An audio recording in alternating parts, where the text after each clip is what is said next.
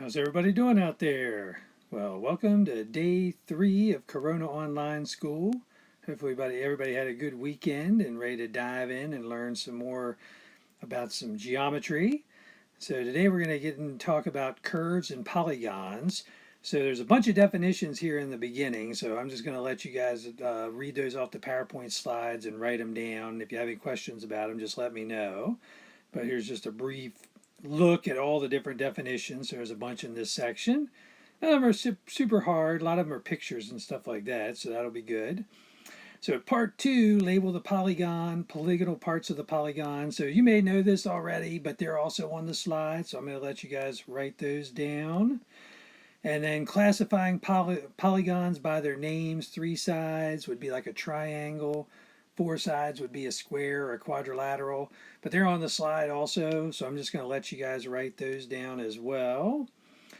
So part 4.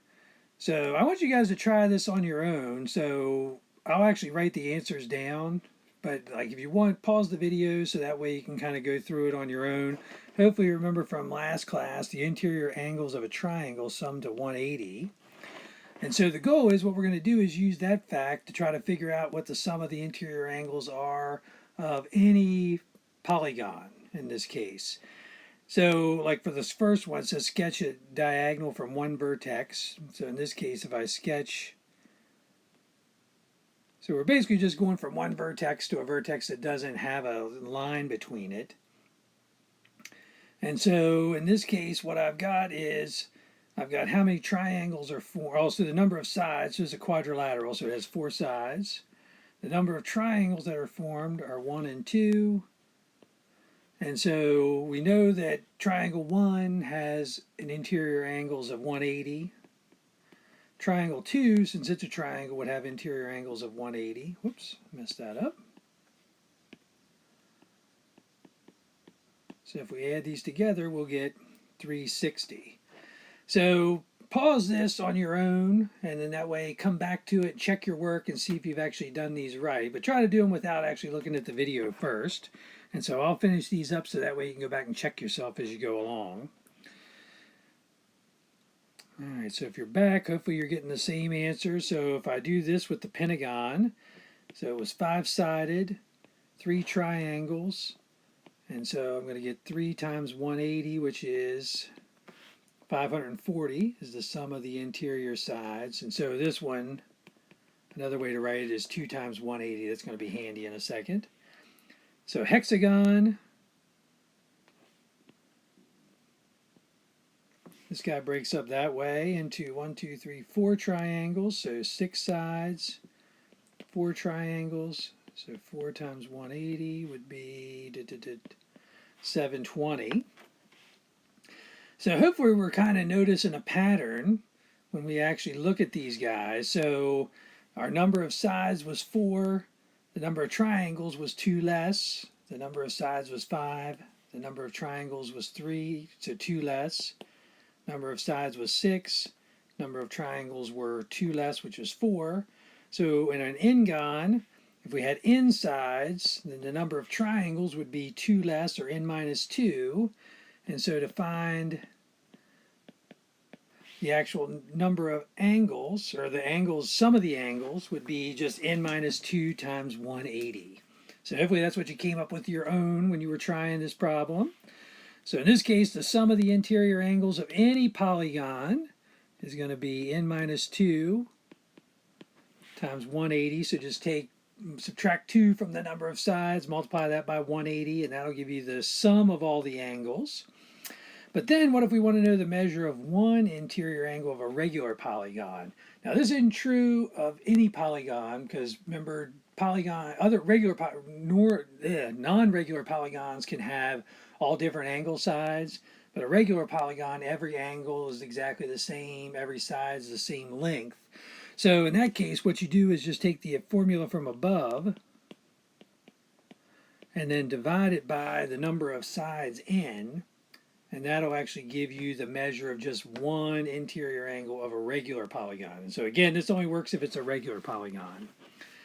All right, so here's a couple for you guys to practice using that rule and stuff like that. So go ahead and pause the video at this point. go through, practice these guys. So there's like, I don't know, 8, 9, 10 of them. There's a bunch of them here. And then when you're done with those, come on back. And this would have been an activity that we would have done in class, but since we don't actually have protractors, or not enough people have protractors, I'm just going to talk about this with you on my own and kind of go through it and show you.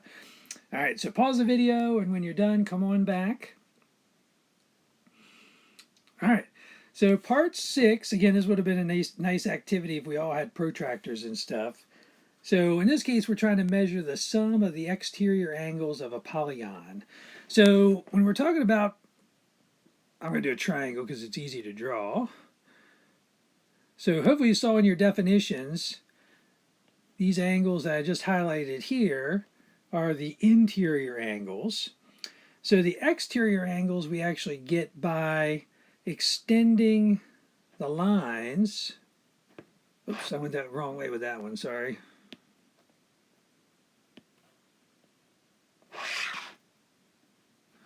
Extending the lines past the triangles, and in this case, these are going to be the exterior angles. So hopefully one thing you notice, what can you say about the interior and your exterior angles? Nobody? Come on. They're supplementary. So if you add them together, they equal 180. So I know somebody knew that. I just can't hear you. But anyway, so they're supplementary. So in this case, if this were an equilateral triangle, then we know this would be 60, 60, 60. So since these guys are supplementary, that means these guys would have to be 120, 120, 120. And if we had a protractor, we could just do this. So in this case, if I add these guys up, 120 plus 120 plus 120, lo and behold, I get 360. And so luckily, everybody in the group did an awesome job, and everybody got 360. So pat yourselves on the back. Good job, everybody. So if we do the same thing for a quadrilateral, let's draw a square here real quick. Let's see, where am I going to draw the square? Well, I'll draw it here. And so the exterior angles would look like this. And again, the nice thing is there's my interior angle. There's my exterior angle. Just like before, they are supplementary. So since this is 90, that means this guy's going to be 90 also. So the whole way around, 90, 90, 90. So again, if I add up 4 90s, I get 360 again. And so again, everybody did such an awesome job. Everybody got 360. And so it turns out this is going to be true for any polygon. So unlike the interior angles, where the interior angles get, the sum gets bigger and bigger and bigger as the polygon gets bigger, the exterior angles stay exactly the same regardless of the size of the polygon. So if I had a 20-sided polygon, the exterior angles, the sum is still just going to be 360, which is kind of cool. So you don't have to worry about any kind of major formula or anything like that. So the sum of the measures of the exterior angle of a convex polygon is 360 always. All right, so let's just do a little quick summary here of what we've learned. So we saw that the sum of the interior angles of a regular, so again, notice this is a regular n-gon, so that means all the interior angles are the same, is going to be n minus 2 times 180. So that gives us the sum. Each interior angle is going to be n minus 2 times 180, all divided by the number of sides, which is n. So each exterior angle, so in this case, above we found the sum of each of the exterior angles, so we know it's summed to 360. If we want to find the individual angle, we just take 360 and divide it by n. And then each central angle, we didn't actually talk about that, but a central angle is going to be these guys here. So it's like if you think about each polygon having an actual center, almost like a circle, and you connect all the lines, that's going to be your center. Well, those are going to be your interior angles. Well, it turns out the central angles and the exterior angles are actually the same. So the sum of the central angles always add up to 360, because notice I've got a nice circle in the middle. So when we're talking about an individual central angle, it's exactly the same formula as the exterior angle.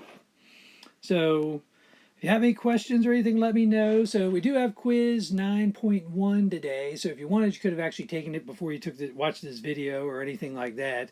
So it'll be under the assignments tab. So when you complete it, take a picture of your work, turn it into a PDF, upload your picture so that way I can grade it and I'll get it back to you as soon as I can. If you have any questions about anything that we've talked about today, let me know. Otherwise, I'll see you tomorrow.